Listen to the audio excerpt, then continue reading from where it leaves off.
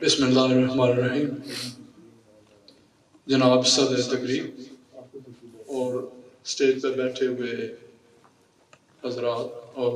मेरे सामने बैठे हुए ख्वातीन हजरात, अस्सलाम वालेकुम। मैं कुछ ज़्यादा कहने की तैयारी कर रहा था, लेकिन काजी साहब ने कहा है कि शायद चंद जुमलों में मैं अपना तारफ़ कराऊँ या जो कुछ कहना चाहता हूँ, तो मैं कोशिश करूँगा। तकरीब के दूल्हा हैं, आप जितना मर्जी बोलें। Thank you very much. मेरा ख्याल है कि मैं सबसे पहले अपना तारफ़ कराऊँ। बेशक काफ़ी जो लोग यहाँ मौजूद हैं मुझे अच्छी तरह से जानते हैं, लेकिन कुछ ऐसे लोग भी हैं जो सिर्फ मेरे आज ही नाम से ही वाकफियत हुई है। मैं क्या हूँ, मैं यहाँ कैसे पहुँचा हूँ, इस सफ़र ये मैंने कैसे तय किया है, शायद उनकी इससे कोई वाकफियत नहीं है। मैं तारफ़ कराता हूँ अपना कि मेरा चकसवारी से ताल्लुक़ है और चकसवारी कल्याण से ऐसे कर, हाँ कल्याण है बस, चकसवारी से ताल्लुक़ है। और जो मेरी तालीमी क्वालिफ़िकेशंस है उसके हवाले से ये है कि चकसवारी हाई स्कूल से मैंने मैट्रिक किया, बाद में पुराना डिग्री कॉलेज मीरपुर वहाँ से FA किया और पंजाब यूनिवर्सिटी से BCom ऑनर्स किया और उसके बाद में इंग्लैंड चला गया। इंग्लैंड में मैंने पोस्ट ग्रेजुएट अकाउंटेंसी की, जिसकी वजह से मुझे चार्टर्ड अकाउंटेंसी का एग्जामिनेशन मिली और मैंने एज ए चार्टर्ड अकाउंटेंट वहाँ जो है वो प्रोफेशन किया, कई साल मैं करता रहा वो। और बाद में एक 1972 में एक ऐसा वाक़या पेश आया जिसका तल्लुक़ एक गरीब दर्जी के बच्चे का था, जिसका जिक्र जिंदा दिली के सफ़ा नंबर 85 में किया गया है। वो वाक़या मेरे जहन में रहा कि अगर ज़िंदगी में कभी मौका मिला तो मैं कोई फलाई काम करूँगा। इंग्लैंड में जाके हम लोग इतने मसरूफ़ हो जाते हैं अपने काम में, बच्चों की तालीम वगैरह में, हम भूल जाते हैं कि कभी किसी दौर में हमने सोचा था कि शायद हम भलाई का काम भी करेंगे।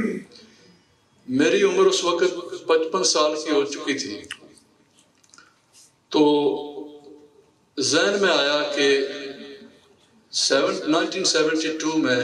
वो जो बच्चे की बेहतरी के लिए मैंने सोचा था उसका क्या मैं कर सकता हूँ। उसके हवाले से मेरे जहन में ये ख्याल आया कि क्यों ना एक NGO बनाई जाए जो इलाका चकसवारी की वेलफेयर के लिए काम करे, तालीम और एजुकेशन और हेल्थ और एजुकेशन के लिए। तो चूँकि ये एक अच्छा कदम था, इसके लिए कानूनी कोई रिक्वायरमेंट थी, तो मेरे एक पुरानी ख्वाहिश थी, मैं इसको ये जो किताब लिखी है इसके साथ तय करना चाहता हूँ कि जो ख्वाहिश है वो कभी मरती नहीं है, वो कहीं ना कहीं उभरती रहती है। आप ऐसी ख्वाहिश को कभी कैंसल ना करें तो वो कभी आपका पीछा छोड़ती नहीं है। तो उस ख्वाहिश की वजह यही थी कि मैं कोई फलाई काम करना चाहता हूँ, उसके लिए मैंने कोई फलाई अदारा बनाना है। तो चूँकि अदारा बनाना है तो मेरा एक शौक़ था, ख्वाहिश थी कि मैं ला भी करूँ। मेरे दोस्त हैं यहाँ बैठे हुए, क्लास फालो अकरम मोल साहब हैं और मेरे कुछ ऐसे लोग भी हैं जिन्हें मैं देख के तो सोचता था कि काश मैं भी इनके स्टेजेस पे पहुँचूँ। सलमान साहब हैं और भी यहाँ पे बहुत लोग बैठे हैं, ये मेरे किस्म के उस वक़्त के मॉडल थे। तो मुझे शौक़ आया कि ठीक है फलाई चीज़ काम करना है, लेकिन इससे पहले मैं लॉ करना चाहता हूँ। 55 एज का पोस्ट ग्रेजुएट लॉ कोई आसान काम नहीं है इंग्लैंड में करना। मैंने फैसला किया और वो किया। फिर एक फलाई अदारा जिसका नाम है उस पार ट्रस्ट, मैंने वहाँ रजिस्टर करवाया। उसके वो 2006 में रजिस्टर कराया। आज तक उस फलाई अदारे ने तकरीबन 2 करोड़ से ज़ायद मालियत के हेल्थ और एजुकेशन के प्रोजेक्ट चकसवारी में किए और उन प्रोजेक्ट्स में एक कुछ जो उसकी क्या कहते हैं جو خاص کام تھے، کچھ میں ایسی مثالیں ہیں کہ کسی مثلا چند سال پہلے ایسے بچوں کو چناؤ کیا گیا جو لائق تھے لیکن وہ اپنی جو تعلیم ہے اسے جاری نہیں کر سکتے تھے، تو ان کے کفالت کا بیڑا میں نے اٹھایا، اور ان میں سے آج بچے ہیں جو کوئی ڈاکٹر بن گیا ہے، کچھ بچیوں نے M A English B Ed کر کے وہ لیکچر لگی ہوئی ہیں، کچھ اور بھی ایسی مثالیں ہیں۔ اب یہ میری زندگی کا ایک حصہ ہے، میری تعلیم، میرے یہ کام سارے۔ آپ سوچتے ہوں گے کہ یہ جو کتاب لکھی ہے یہ کہاں سے آئی؟ اس کا کوئی نہ اکنامکس سے تعلق ہے، نہ اکاؤنٹنسی سے تعلق ہے، نہ کسی اور چیز سے۔ یہ اس کے بارے میں آپ میں بتانا چاہتا ہوں کہ مجھے شروع سے ہی، بچپن سے ہی میرے ذہن میں یہ رہتا تھا، یہ ایک سوال تھا، ایک کوئری تھی کہ ہم کیا ہے، یہ کار جہاں ہے کیا؟ اور یہ کافی عرصہ بعد جب میں، یعنی آپ سمجھ لیں 40-50 سال بعد جب میں لکھنے کا میں نے سوچا، تو اس وقت یہ میرے ذہن میں یہ روشن ہوا کہ دراصل یہ وہ میرا سوال تھا بچپن سے ہی کہ ہم کیا ہیں۔ یہ ہے سوال کی طاقت جو میں نے زندہ دلی کتاب میں لکھی ہے، اور اس کا چیپٹر جو 17 ہے، سب سے بڑا چیپٹر ہے، وہ ہے ہی سوال کی طاقت یا الفاظ کی طاقت۔ وہ سوال تھا جو مجھے رہنمائی کرتا رہا ساری زندگی، کہ جب بھی کوئی چیز میں سوچتا تھا تو ذہن میں آتی تھی تو میں لکھ لیتا تھا۔ وہ لکھتے مجھے یہ تقریباً زندہ دلی کو لکھنے میں یا اس کو سوچنے میں تقریباً 50 سال لگے۔ بعد میں جب میں لکھنے لگا تو 1-2 سال میں نے لکھ لیا۔ اور سب سے پہلے میں نے انگلینڈ میں یہ انگریزی کی کتاب لکھی ہے،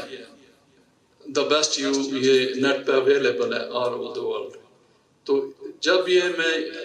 لکھنے کے بعد یہاں آیا تو کچھ لوگوں کو میں نے دکھائی، وہ کہتے ہیں انگریزی کی کتاب ٹھیک ہے لیکن ہم اردو پڑھنا چاہتے ہیں۔ تو پھر اس کا ترجمہ جو ہے وہ زندہ دلی ہے، لیکن 80% وہ یہی ہے،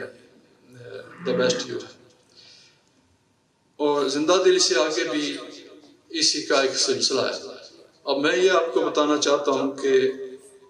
ان تینوں کتابوں میں جو ان کی روح ہے، ان میں کیا چیز ہے جو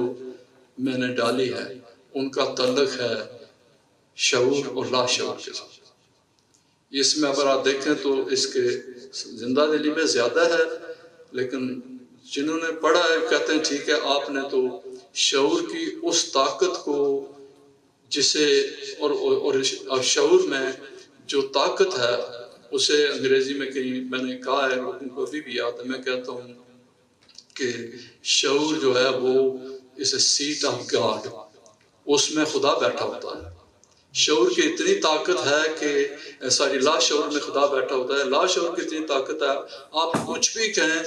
کچھ بھی سوچیں تو وہاں پہلے سے ہی موجود ہوتا ہے اور آپ کو اس کی رہنمائی ملنی شروع ہو جاتی ہے۔ اب زندہ دلی یہاں تک لے جاتی ہے پڑھنے والے کو کہ ہمیں لا شعور سے متعارف کرایا گیا ہے۔ ان میں یہ چاہت پیدا ہوتی ہے کہ لا شعور سے پھر آگے کیا ہے،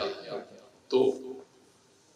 اس کے لیے پھر کہا گیا کہ زندہ دلی سے آگے بھی کچھ لکھیں۔ تو پھر میں نے سوچا کہ چونکہ لا شعور ایک ایسا سٹور ہے، ایک ایسا سٹور ہاؤس ہے جس میں اتنی زیادہ طاقت ہے، لیکن اس میں جتنے بھی پروگرام چل رہے ہوتے ہیں وہ ہماری زندگی میں بچپن سے ہی سیٹ اپ ہو جاتے ہیں۔ 5-6 سال کی عمر میں ہم جب ڈیولپ کرتے ہیں تو جو بھی پروگرام ہوتا ہے وہ تمام عادات رویے سیٹ ہو جاتے ہیں، اور ہماری ساری زندگی ان رویوں عادات کے تحت چلتی ہے۔ تو میں یہ چاہتا تھا کہ قاری کو اس سٹور ہاؤس یا اس لا شعور میں لے جاؤں جہاں یہ سب پروگرام چلتے ہیں، اور انہیں بتاؤں کہ یہ ہے کیا اور یہ تبدیل کیسے ہو سکتے ہیں۔ اور پھر میری سوچا کہ میں انہیں کیٹیگرائز کروں، تو میں نے انہیں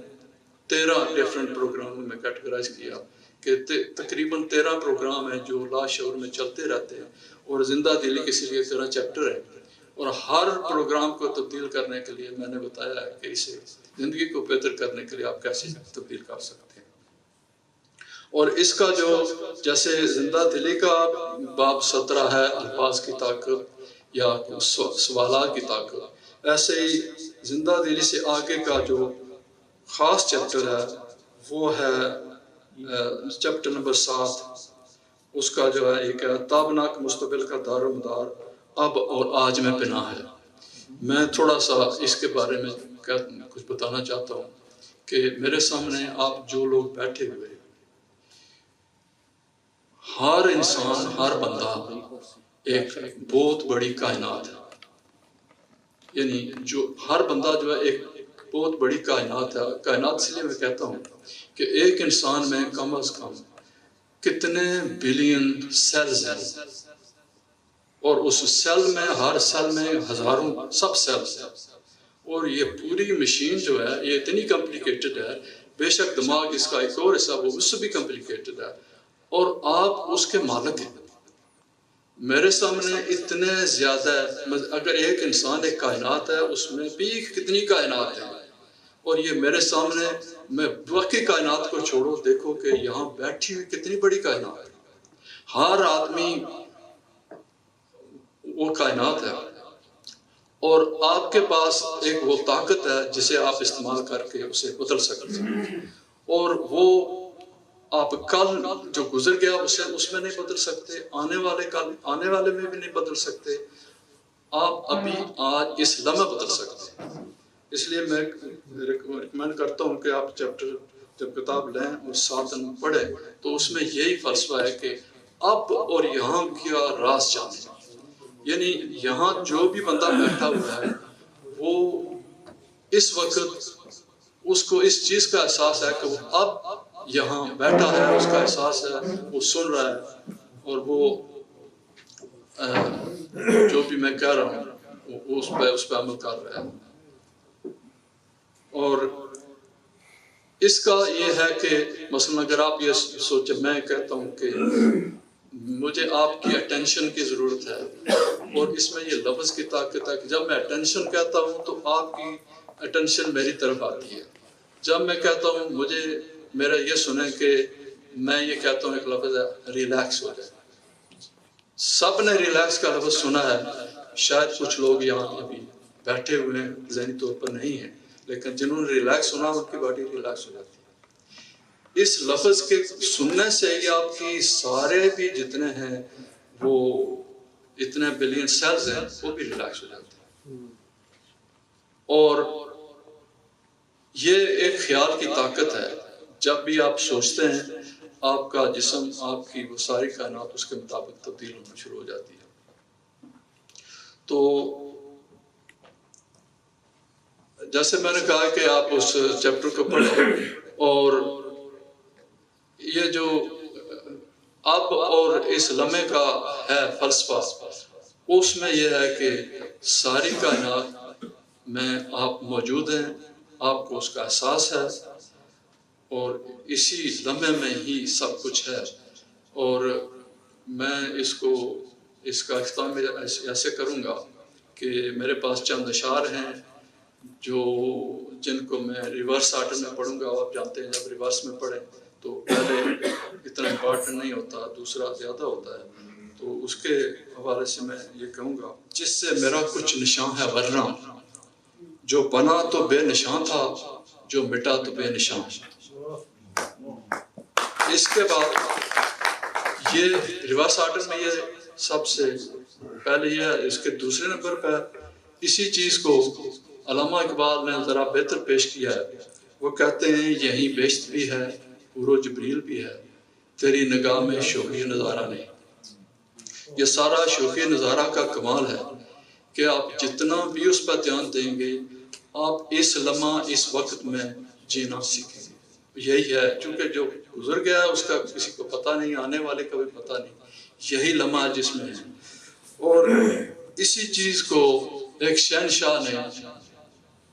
کچھ اور زیادہ ظاہر کیا ہے، اور میرا خیال ہے وہ انہوں نے جو کہا ہے وہ شاید سب سے میری پسند میں ہے کہ بابر عیش گوش کے عالم دوبارہ نیست،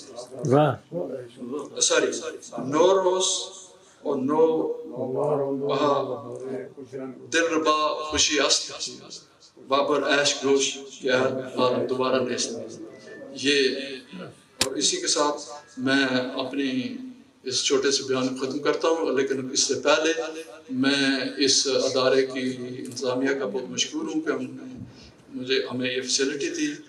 اور اس کے ساتھ ہی میں میاں محمد بخش لائبریری کے جو سٹاف ہے اور خاص طور پر قاضی صاحب کا بہت مشکور ہوں، انہیں کی کاوشوں کی وجہ سے یہ محفل اتنی رونق پذیر ہوئی،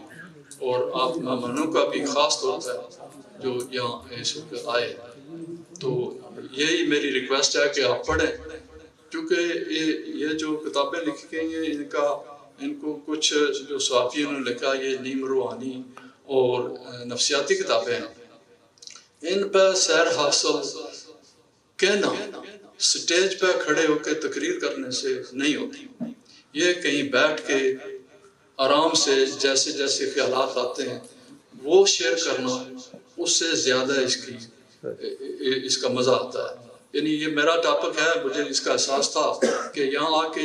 یہ کوئی تقریر کرنے والا بڑا ٹاپک نہیں ہے، یہ تو ہر خیال کو جیسے جیسے اترتا ہے، ڈاؤن لوڈ ہوتا ہے، ایسے ایسے پاس آن کرنا ہوتا ہے، اور میرا خیال ہے کہ آپ مجھے معاف کریں گے اگر کسی وجہ سے آپ کو کوئی بدمزگی ہوئی ہو۔